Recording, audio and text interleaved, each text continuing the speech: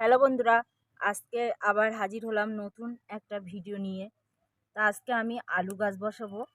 কিভাবে আমি আলু গাছ বসাবো সেটা আপনাদের দেখাচ্ছি। তো ভিডিওটি সম্পূর্ণ দেখবেন যারা আলু বসাতে ইচ্ছুক।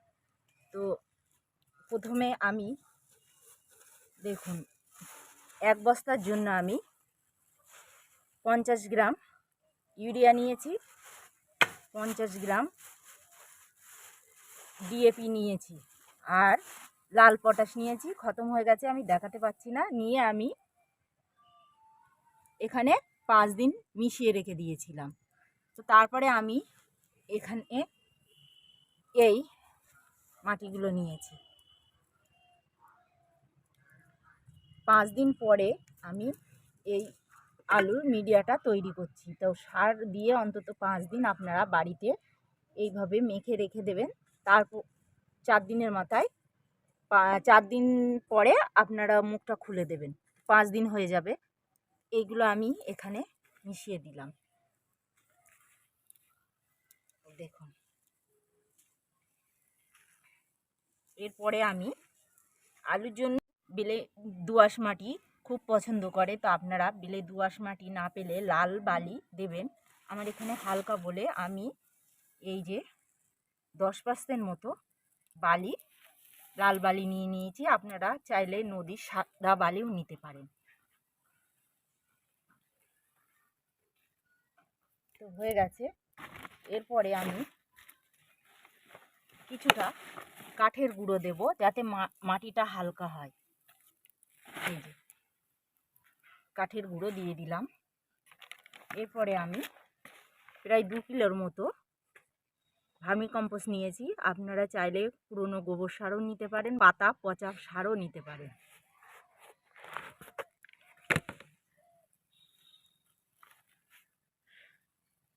এরপরে আমি আরও কিছু জিনিস মেশাবো, তবে আপনারা মাস্ক পরে নেবেন অবশ্যই। দেখুন, ফাঙ্গিসাইড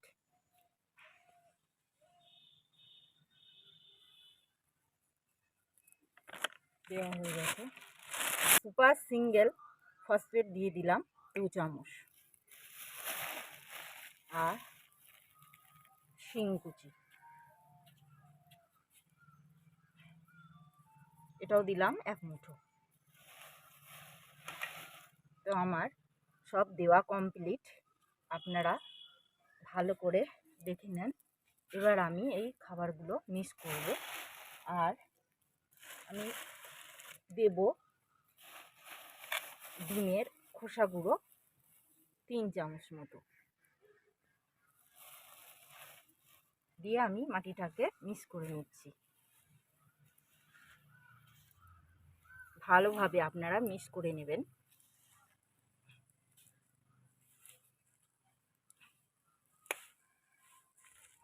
আলুতে প্রচুর পরিমাণ খাদ্য লাগে, সেই জন্য একটু রাসায়নিক সার দিলাম। কেননা আমরা বস্তায় আর খাবার দিতে পারবো না। এই একবার যা খাবার দিচ্ছি সেটাই একবারই দিয়ে দেব।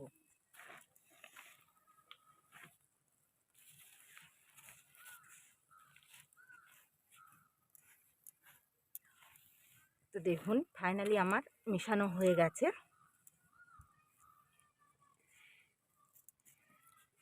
এবারে আমি এরকম একটা সিমেন্টের বস্তা নিয়েছি। বস্তাটাকে একটু গুটিয়ে নেব।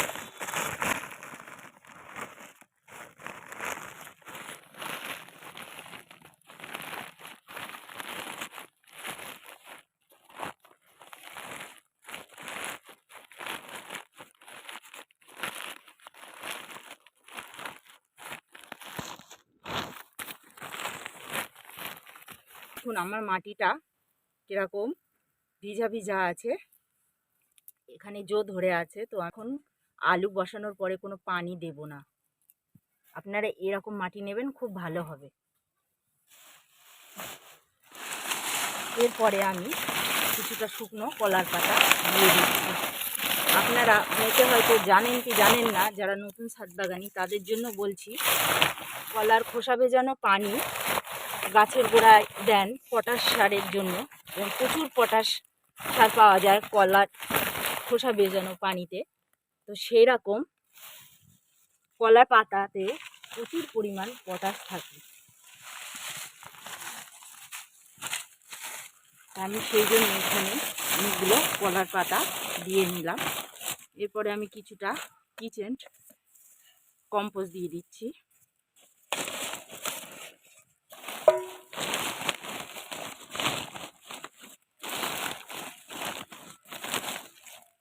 দেওয়া হয়ে গেছে।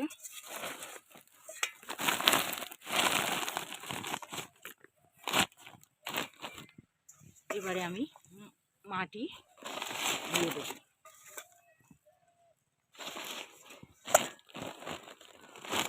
এইরকম ভালোভাবে আপনারা সাইডে ঠেসে ঠেসে দেবেন।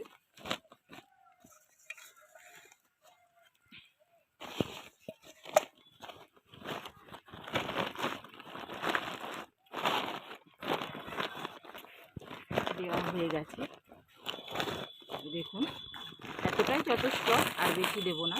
তারপর এবারে উপরে দিয়ে দেব।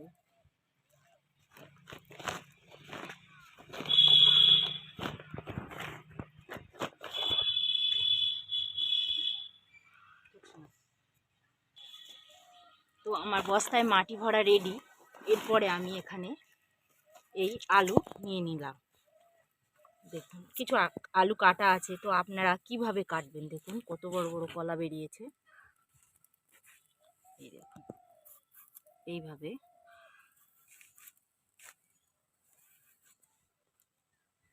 কেটে নেবেন। এই দেখুন দেখিয়ে দিয়েছি, বা আরও একটা আমি দেখাচ্ছি।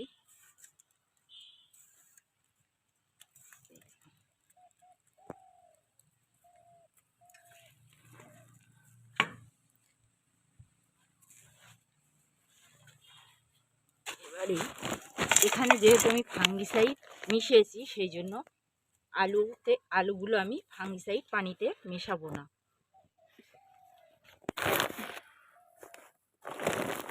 এরপরে দেখুন এইভাবে 4 আঙুল বাদে বাদে আমরা গোল করে দিয়ে দেব।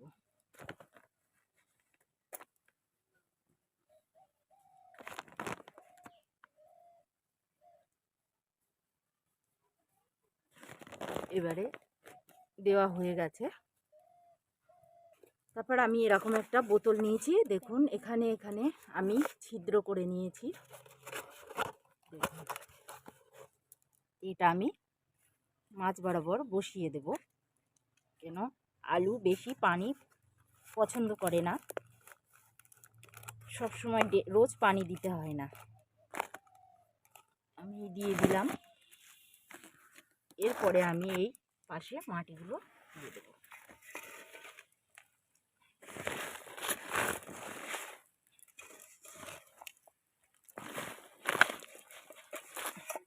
অন্তত এতটা পরিমাণ আপনারা উপরে মাটি দেবেন।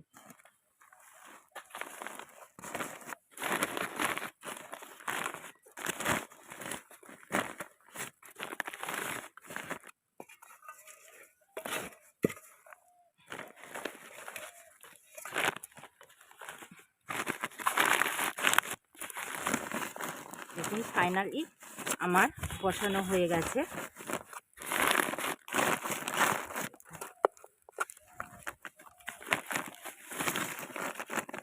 আপনারাও এইভাবে বাড়িতে আলু চাষ করুন, দেখবেন প্রচুর পরিমাণ আলু পাবেন।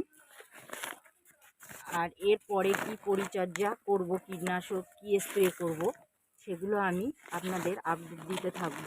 তবে অন্য গাছের সঙ্গে আপনারাও যেরকম নিম তেল বা ফাঙ্গিসাইড ইউজ করেন সেগুলো দিতে পারেন, কোনো অসুবিধা নেই। আমি ওইভাবেই করব। সম্পূর্ণ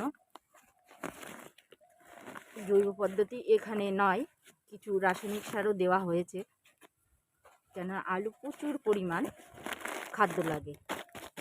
তো আমার এখানে ফাইনালি বসানো হয়ে গেছে। এর পাশে আমি আরও 5টা বসিয়ে রেখে দিয়েছি। দেখুন